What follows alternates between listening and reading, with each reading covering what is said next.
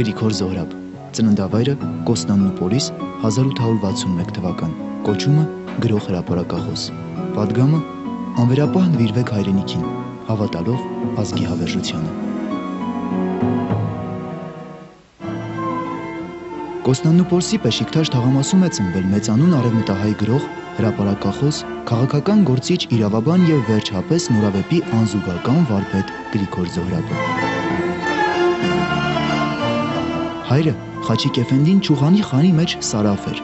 վաճառական, մայրը Էվթիկ Հանմը Մալաթիայից էր։ Կենսագիրների հավաստմամբ Զոհրաբի առողջ մարմինն ու առողջ միտքը ժառանգություն էր, որ փոխանցվել էր ծնողներից։ Զոհրաբը նախնական կրթությունը ստացել է Բեշիկթաշի Մաքրուհյան վարժարանում, այնուհետև կրթությունը շարունակում է նշանավոր թարգմանչած վարժարանում։ Այստեղ սովորելու տարիներին են դրսևորվում Զոհրաբի առաջին գրական նախափորձերը։ Գրիգոր Զոհրաբի դպրոցական տարիների վերաբերմամբ շատ հետաքրքիր հուշեր է հայտնում նրա դասարանցին Տիգրան Արփյարյանը, հայտնի գրող Արփյար Արփյարյանի եղբայրը։ Նրանք երկուսն էին՝ Միհրանիկ Զոհրաբը եւ Գրիգորիկ Զոհրաբը։ Գրիգորին փոքր տարիներին փոքրամարմին լինելու եւ հույժ գեղեցիկ պատանի լինելու համար Գրիգորիկ էին անվանում փաղաքշաբար։ Ասում է ես հզոր էի Միրանիկը գրափարամոլ էր եւ գրափարը կպաշտեր եւ գրափար նույնիսկ բանաստեղծություններ կգրեր, իսկ Գրիգոր Զոհրաբ հակված էր դեպի աշխարհաբարը եւ գրափարեն աշխարհաբար կդարձներ շատ գրություններ եւ Թովմաս Թերձյանը, որ նրանց ուսուցիչն է եղել, հայտնի արևմտահայ գրագետն ու գրողը, միշտ Գրիգորի հետ կապում էր մեծ հույսեր հետագայում գրականության մեջ մեծ դեմք դառնալու իմաստով եւ չէր սխալվում այս ուսուցիչը։ 1876 թվականին Զոհրաբն ընդունվում է այդ ժամանակ Թուրքիայի միակ բարձրագույն ուսումնական հաստատությունը՝ Գալաթասարայի վարժարանը։ Հետո սովորում է Հուգուգի վարժարանում։ Ավելի ուշ Զոհրաբը Էտրինե քաղաքում քննություն է հանձնում եւ ստանում փաստաբան իրավաբանի վկայական։ Զոհրաբը գրական ասպարեզ է մտնում 1878 թվականին, երբ հանդիպում է Նիկողայոս Թուրպենաչյանին եւ դառնում վերջինիս հրատարակած Լրագիր օրաթերթի աշխատակիցը։ Ստեղծագործել է գրական բազմաթիվ ժանրերով, գրել է բանաստեղծություններ, երկու վեպ, պատմվածքներ, քննադատական հոդվածներ, ֆելյետոններ, ակնարկներ եւ այլն, սակայն նրա ստեղծագործության պսակը եւ ընդհանրապես հայ գրականության պսակը Զոհրաբի նովելներն են, նորավեպերը, որոնց թիվը շուրջ 40 է, բացառությամբ մեկ-երկուսի բոլորն էլ Պոլսի կենցաղային թեմաներով են, ճիշտ այնպես, ինչպես ասենք Չարլզ Դիկենսի տասնյակ վեպերը բոլորն էլ նվիրված Լոնդոնին։ 1888 թվականին Զոհրաբն ամուսնանում է Կլարա Յազեչյանի հետ։ Մեկ տարի անց ծնվում է նրանց առաջնեկը Լևոն Զոհրաբը։ Հետո ծնվում են մյուս զավակները՝ Դոլորեսը, Արամը եւ Հերմինեն։ Նրանք իրենց տանը գերադասում էին եվրոպական կրթությունը։ Դուստրերից մեկը Դոլորես Զոհրաբը մանրամասն հիշատակում է, թե ինչպես հայրը չափազանց խիստ էր։ Երբեմն Լևոնը եւ Հակոբը Զոհրաբի տղաներն էին, կկանչեր տուն եւ հարցուփորձ անելու եթե անբավական կլար կապտակեր։ Սակայն չափազանց շատ կսիրեր մեզ է, ասում է, եւ ֆրանսերեն ու գերմանիկ կրթության կուտար մեզ։ Երկու որդիներն էլ սովորել են Գերմանիայում։ Մեկը փայլուն հաջողությունների հասավ տնտեսագիտության ասպարեզում, մեկը գյուղատնտեսության ասպարեզում։ Դուստրերը փայլուն տիրապետում էին ֆրանսերեն լեզուն, իսկ Զոհրաբը պարզապես պաշտում էր ֆրանսերենն ու ֆրանսական գրականություն։ 1891 թվականին Զոհրաբն ընտրվում է թուրքական պարլամենտի երեսփոխան։ Սակայն ժողովի նիստում նրա ընտրությունը չի վավերացվում 30 տարեկանը լրացած չլինելու պատճառով։ Քանի որ Զոհրաբը զբաղվում էր նաև հրապարակախոսությամբ, ձեռնամուխ է լինում հրատարակել Մասիս ազգային գրական քաղաքական հանդեսը, որը լույս է տեսնում 1892 թվականին։ Մեծանուն գրող Ալեքսանդր Շիրվանզադեն հիշում է. «Մի օր Արշակ Չոպանյանն ինձ ծանոթացրեց պոլսահայ հայտնի վիպագիր Գրիգոր Զոհրաբի հետ։ Նա Փարիզ էր եկել անձնական գործերով։ Ես Զոհրաբին ճանաչում էի հերոեն, կարդացել էի նրա գեղեցիկ պատմվածքները Կոստանդնուպոլսի կյանքից։ Ուղղությամբ ռեալիստ էր, ուներ շատ սիրուն ոճ, միանգամայն զերծ պոլսական սեթևեթանքից եւ ավելորդ ու հակագեղարվեստական պճրանքից։ Ես ուրախ էի ծանոթանալ Զոհրաբի հետ, երբ փորձեցի խոսել իր երկերի մասին, նա ամենայն պարզությամբ եւ առանց շինծու համեստության ասաց. Ես ամետեոր գրասեր մնեմ, ուրիշ ոչինչ։ Նա գրելու հնարավորություն ունենում էր այդ դատական գործերի ընդմիջումների կամ երկու դատերի արանքում ունեցած այդ ժամանակահատվածում եւ ասում էր, որ փոքրիկ պատմությունները ես թղթին հանձնում եւ այդ համեստորեն բնութագրված ճակերտավոր փոքրիկ պատմություններն են, որ այսօր մեր գրականության գանձարանի լավագույն էջերից են։ Գրիգոր Զոհրաբի մտերիմներից մեկը Հրանտ Ասատուրը հիշում է. Զոհրաբ խանդավառ գեղապաշտն էր։ Գեղապաշտ տան է, կենցաղում, մարդկանց մեջ, երաժշտություն լսելիս։ Ամենտեղ նա համակ ազնվական էր։ Սիրում էր հայերեն բառերի օվկիանոսը եւ շատ հաճախ էր ձեռքն առնում Փեշտիմալջյանի սիրելի բառագիրքը։ Հայոց լեզուն նրա գրչի տակ ազնվանում էր, շողում գեղեցիկ լուսարձակումներով։ Արշակ Չոբանյան, մեծ է գնագություն։ Ան ինչ որ օրած է, հզորաբես երած է, եղած է կյանքը ուժեղ վայելող, ուժեղ փաստապան, ուժեղ խանդարեն գործիչ, բայց իր գործունեության ծևերեն այն, զոր ամենն ավելի հրայրքով, հեշտանքով կգդարեր քրականություններ, վարբետ մներ, հայ նորավեբին իշխաններ և գմնա մինչև այսօր, ծամեք, երկրորդ կարծիքը, էլի մեծ մարդու, մեծ ղենակության Վահան Թեքեյան, իր ժամանակագիծն, ինքը արևմուտքահայ նոր քրականության ամենամեծ քրակետն է։ Զոհրաբի գրական գործունեությունը բուռն վերելք է ապրում 1880-ական թվականների վերջերին եւ 1890-ականների սկզբներին։ Արևելք օրաթերթում ապա Մասիսում տպագրվում են նրա առաջին նորավեպերը, բազմաթիվ հրապարակախոսական հոդվածներ։ Իրավացի են ուսումնասիրողները, որ սովորաբար Զոհրաբի իրական տեղը մատնանշում են համաշխարհային գրականության մեծերի կողքին եւ մասնավորապես ֆրանսիական նովելի մեծանուն վարպետի Մոպասանի կողքին։ 1894-95 թվականները զարուրելի էին արևմտահայերի համար։ Սկիզբ առան ու մինչև 1896 թվականը շարունակվեցին զանգվածային կոտորածները։ Հայ առաջադեմ մտավորականների մեծ մասը ստիպված էր հեռանալ Կոստանդնուպոլսից եւ հաստատվել Եվրոպայում, Եգիպտոսում։ Ուսահատության ու ազգային կորովի անկման այս շրջանում Զոհրաբը հեռացել էր գրական ասպարեզից։ Նա ավելի զբաղված էր փաստաբանական գործերով, կարևոր դատավարություններով։ Երկար լռությունից հետո Զոհրաբը նորից ասպարեզ է իջնում։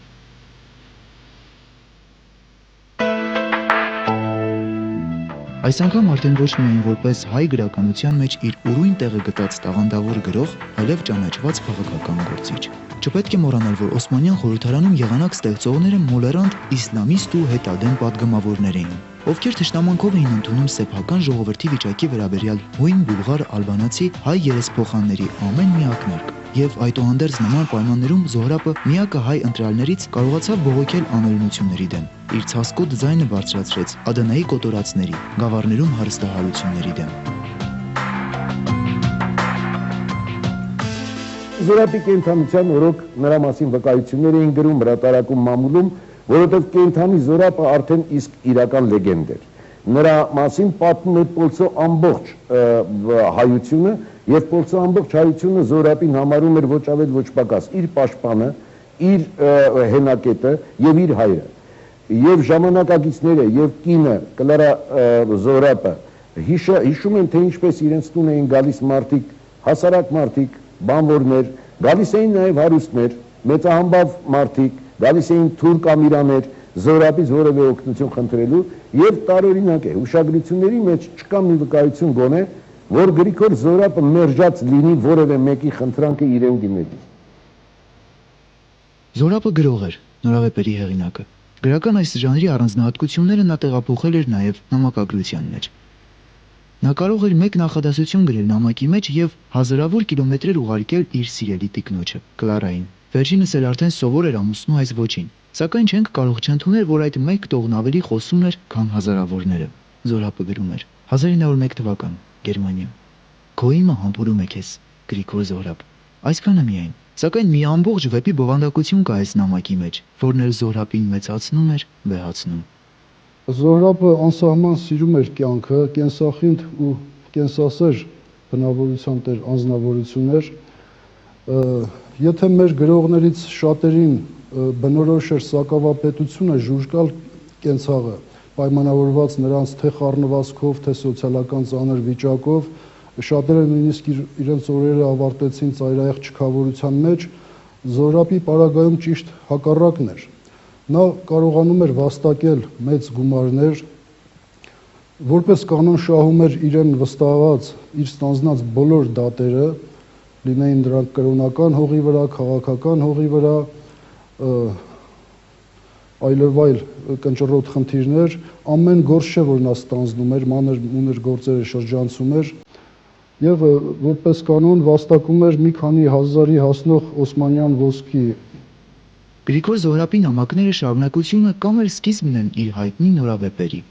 1908 թվականին Փարիզից կնոջը գրած նամակներից մեկում Զոհրաբը հետևյալ միտքն է հայտնում. Սիրեկան,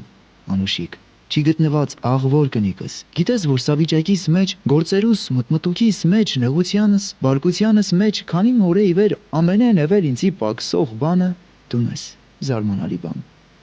Ամեն վարկյան ինձի անանք կուկա, որ հանկարծ սենյակից դուրը պիտի զարնես, ներս պիտի մտնես։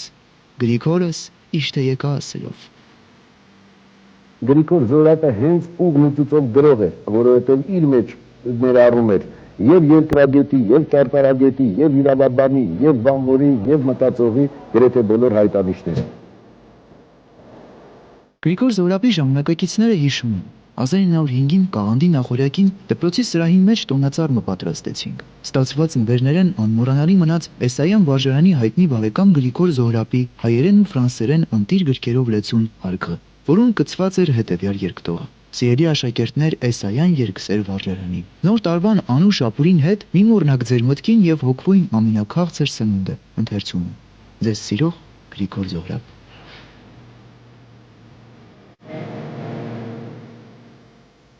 Ինչպես որ վաստակում էր, այնքան շռայլել ծախսում էր։ Զոհրաբի շռայլության մասին ժամանակին գիտեին բոլորը, նրա շռայլությունից օգտվել էին շատ-շատերը իր շրջապատում գտնվող, սիրում էր ճոխ խնջույքներ, ճոխ սեղաններ, հաճախ այցելության էր գնում իր մտերիմներին, ինչպես ասենք Կոմիտասին, Վարուժանին, Սիամանթոյին, Արամ Անտոնյանին, մյուսներին, իր հետ կարգով տանում էր այդ խնջույքի բոլոր պարագաները, նաև Պոլսի հանրահայտ նվագածուներին, սազանդարներին, որովհետև սիրահար էր արևելյան մեղրածոր երաժշտության։ 1908 թվականին Զոհրաբն ընտրվեց թուրքական պարլամենտի падգամավոր։ Նա ակտիվ մասնակցություն էր ունենում խորհրդարանական գրեթե բոլոր քննարկումներին։ Ամեն ջան գործադրում էր խորհրդարանի կողմից արդարացի օրենքներ ընդունելու համար։ Իր մասին նա ասում էր. «Ես սահմանադրության փաստաբանն եմ»։ Զոհրաբը հարգված եւ երևելի անձնավորություն էր երկրի թե ազգային եւ թե համընդհանուր հասարակական, քաղաքական, մշակութային կյանքում։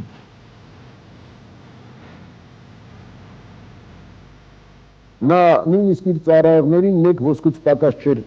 վճարում, իբր թեյավճար երբեմն անգամ 5 ոսկի, մի ամբողջ կարողություն, որտեղ ամենահզոր վաստակող իրավաբաններից մեկն է եղել Պոլսի։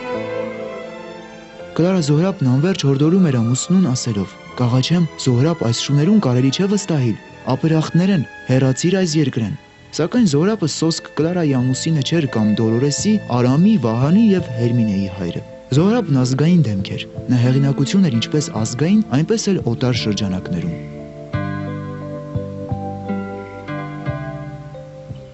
Այն նայվ մտածողություն է, թե Զոհրաբը չէր ճանաչում երիկ թուրքերին եւ նրանց ընկերն է եղել, չափազանց մի ամիտ կարծիք է, որովհետև բոլոր ուշագրիների վկայությունները փաստում են, որ Գրիգոր Զոհրաբը հրաշալի հասկացել է, ինչ է նախապատրաստվում, ինչ պիտի լինի, վերջին հաշուվ չէր էլ կարող չհասկանալ, որովհետև հզոր իրավաբան էր, գիտեր օրենքները եւ երբ Շիրվանզադեն նրան հուսադրում է, թե չի կարելի այդքան մռայլ լինել, ես անոնց մեջ կապրիմ, ես կճանչեմ թուրքը, շատ հստակ ասել է մարդը եւ այստեղ երկրորդ կարծիք լինել չի կարող։ Գրողի մանկության ընկերներից մեկի, Սերոբ Դավթյանի վկայությամբ Զոհրաբը հասկանում էր, թե ինչ ամպեր են կուտակվում իր գլխի վերև։ Մտերիմներից մեկը Մարթեն Հակոբյանն աղաչում էր անմիջապես թողնել պոլիսը եւ փախչել երկրից։ Զոհրաբը սակայն մերժում է. «Ուր փախչիմ եւ ինչպես։ Որոդ հողում այս անգլուխ ու անտեր ժողովուրդը։ Չէ, փախչիլ չեմ կրնար։ Պետք է պարտքսը մինչեւ վերջ պատնեշին վրա կենալ»։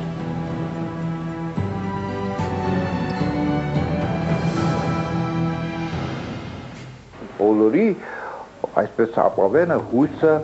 Զոհրաբն էր։ Զոհրաբը երբ որ տնից դուրս էր գալիս, դերբակալվածների ընտանիքների անդամները, օրինակ Ռուբեն Զարդարյանի ընտանիքի անդամները, Ռուբեն Զարդարյանը գրող էր, բայց Դաշնակցության կուսակցության երևելի դեմքերից մեկն էր,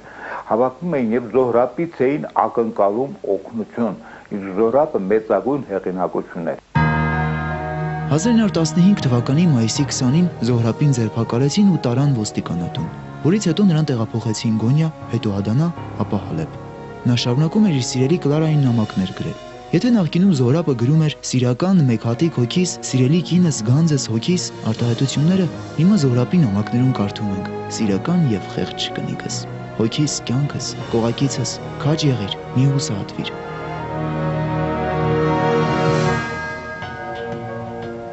Նրան ուշ ակսորեցին, ուշ տարան,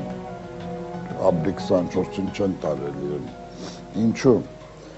որպես պարլամենտի անդամ, ինչպես գիտեք, պարլամենտի անդամը անձանմխելի է, բայց Թուրքիայի մեջ օրենք, նրան թողեցին, ինձ սվում է, որպես նա դանջվի տեսելով իր ազգագիծերի դժբախտ ճակատագիրը, ինքը տեսի, հերոք ակսորեն իրեն, հայտնի է, որ նա ուրեմն Թալյաթի հետ հանդիպել է, Սերկլդորյան գոչվող բանդոգում ընդեղ ճաշկերուտ եղել, հանդիպել է և ասել է, որ կգա ժամանակ, որ ձեզից հաշիվ կպահանջեն այս դեպքերի համար։ Թալյաթ հարցել է, ով պիտի հաշիվ պահանջի, ասել է ես, խեղճ մարդ ասել ես, կարծել որ ինքը ողջ կմնամ։ Դա իհարկե առիթ էր մեկ այդ անբիտակցորեին, բայց սա արագացրեց երևի այդ եսը, արագացրեց և նրան նույնպես ակսորեցին Վարդգես Սիրինգուլյանի հետ, որ հայտնի դաշնակցական գործիչ է, Թոփար Վարդգես էին ասում, մեկ ոտքը կահ էր, շատ հայտնի գործիչ էր։ Զոհրաբի ամբողջ հույսը կինն էր, ով փորձում ջանք չէր խնայում ամուսնու փրկության համար։ Հալեբ հասնելով Զոհրաբը կնոջը գրում է մի բավականին հուզիչ նամակ։ Հալեբ 2 հուլիսի 1915 թվական։ Սիրական, մեկ հատիկ հոգիս, կյանքս։ Հիմա սիրական կինս, ալ վերջին վարակույրը կսկսի մեզի համար։ Իմ ինչ վիճակի մեջ լալուս մասին բացատրություն չեմ տար, որպեսզի քու քաջությունը տալ չկոտրեմ։ 2 անգամ է, որ լուսինը կտեսնեմ և քեզ ու զավակներս աչքիս առջև կբերեմ և կհամբուրեմ։ Երրորդ լուսինն էլ այսպես պիտի լա արդյոք, վտանգի մեջ եմ, աշխատե։ Ավելի գրելու ուժ չունիմ, թե ողջ չմնամ, զավակներուս վերջին պատվերս և կտակս է, որ միշտ սիրովը լան իրարու հետ, քեզ պաշտեն և սիրտդ չցավցնեն ու զիսալ հիշեն։ Ահա միակ հարստությունս, անոնց գրքին մեջ հոգիս տալ ինչ ուրախություն, չեմ գիտեր, թե Աստված այդ բաղձանքս պիտի կատարե։ Մի քանի օր հետո Զոհրաբը կնոջը մեկ այլ նամակ է գրում, առավել կարճ բովանդակությամբ։ Իմ կտակս է, որ իմ բոլոր գույքս մանչ ու աղջիկ զավակներուս մեջ հավասարապես բաժանվի։ Ամենքիդ դարձյալ կհամբուրեմ, աղոթեցեք, աշխատեցեք, մի հուզվիք։ Ու թե որ հաջողիկ արդյունք մը ձեռք բերել, թեև շատ տկար է հույսս, չլա որ մինիայն իմ փրկության համարը լա, առանց Վարդգեսի դառնալս այլապես մահանա կլա։ Հետաքրքիր է, որ վերջին օրը, վերջին գիշերը ավելի շուտ Ուրֆայում, երբ ժանդարմների խիստ հսկողությամբ թե Զոհրաբն ու Վարդգեսը պահվում էին մի շինության մեջ, տեղի կտրիչների մի խումբ Մկրտիչ 7 եղբայրյան անունով մի քաջի գլխավորությամբ որոշում է մի հանդուգն ծրագիր իրականացնել եւ ազատել Զոհրաբին ու Վարդգեսին, փախցնել այդտեղից ստույգ մահապատժից։ Մկրտչին հաջողվում է նույնիսկ տանիքից թափանցել այն սենյակը, որտեղ պահվում էին Զոհրաբն ու Վարդգեսը, եւ իրենց ծրագիրը բացում է նրանց առաջ, որպեսզի պայմանավորվի այն ժամը գիշերվա, երբ իրենք պետք է հարձակում գործեն։ Սակայն թե Զոհրաբը, թե Վարդգեսը կտրականապես մերժում են փախուստի ծրագիրը, պատճառաբանելով, որ դա ավելի կգրգռի թուրքերին սաստկացնելու կոտորածներ են։ Եվ Մկրտիչը ձեռնունայինը դուրս գալիս շենքին, անեծքներ մրթմրթալով հայի հավերժական միամտության մասին։ 1915 թվական, հուլիսի 6, առավոտյան ժամը 5-ներ։ Հալեբից Ուրֆա տանող ճանապարհ, կարգը ուղեկցող ժանդարմները դիրք են գրավում Գասապթաշի երկու կողմերում եւ նշան բռնելով կարգում նստածների վրա կրակում են։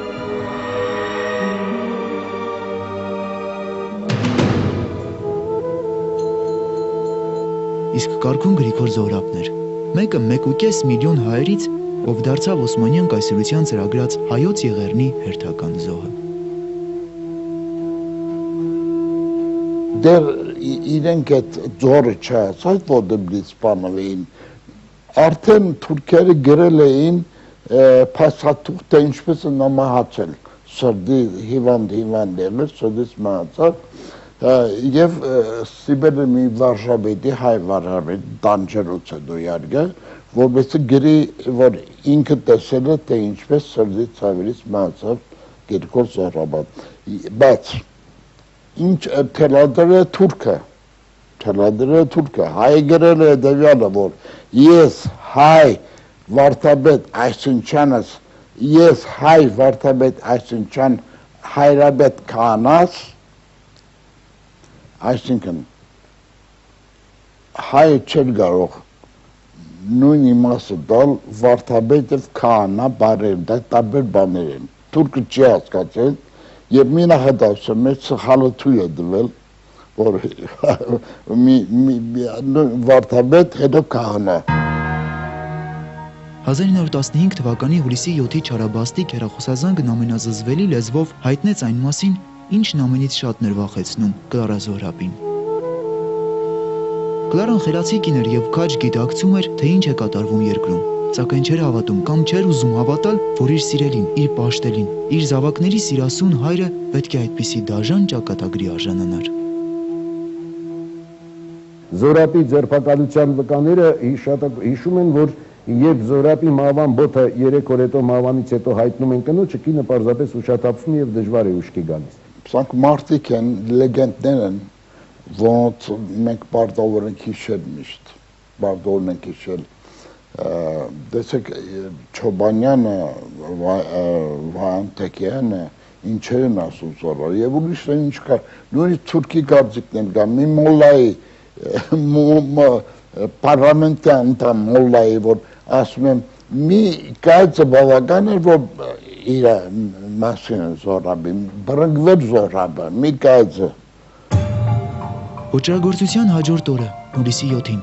Ուֆայի շուկայում վաճառքի են հանվում Գրիգոր Զոհրաբի ոսկյա ժամացույցն ու մատանին եւ Վարդգես Սերենկուլյանի ջերմակեղենը։ Անգլիացի ճանապարհորդ Ոմն Էկբերրիցան նույն այդ շուկայից գնում եւ հալեպ է տանում անվան սկզբնատարերով եւ արյան բծերով աղտոտված Զոհրաբի պայուսակը։ Բայց մեռավ խնդուկի հեղինակը, Մարապետի հեղինակը, Փոստալի հեղինակը, մեռավ աշխարհը գեղագիտության ակնոցով դիտող եւ գեղագիտորեն մարդուն ինքնաճանաչման բերող, արդեն չեմ վախենում ասել, համաշխարհային գրականության խոշորագույն երևույթներից մեկը։ Գրիգոր Զոհրաբը, որը ուղիղ կարող է կանգնել եվրոպացի ուզածը գրողի կողքին իր տեսողությամբ, իր դատողություններով, իր քաղաքացիական վարքագծով։ Այս մարդը գիտեր ապրել, այս մարդը գիտեր նվիրվել, այս մարդը գիտեր ստեղծագործել, Աստված շռայլորեն նրա ուղեղում եւ հոգում հենց տեղադրել էր այն ամենը, ինչ բնորոշ պիտի լիներ կատարյալ մարդուն, ինչով կատարյալ մարդը ներկայանալի պիտի լիներ առասարակ մարդուն։ Հայ գրականության երախտավորը, հրապարակախոսը, քաղաքական գործիչը, ճանաչված իրավաբանն ու նորավեպի անզուգական վարպետը Գրիգոր Զոհրաբը կյանքից հեռացավ սերունդերին թողնելով հարուստ գրականություն եւ հետեւյալ պատգամը. անվերապահ նվիրվեք հայրենիքին, հավատալով ազգի հավերժությանը։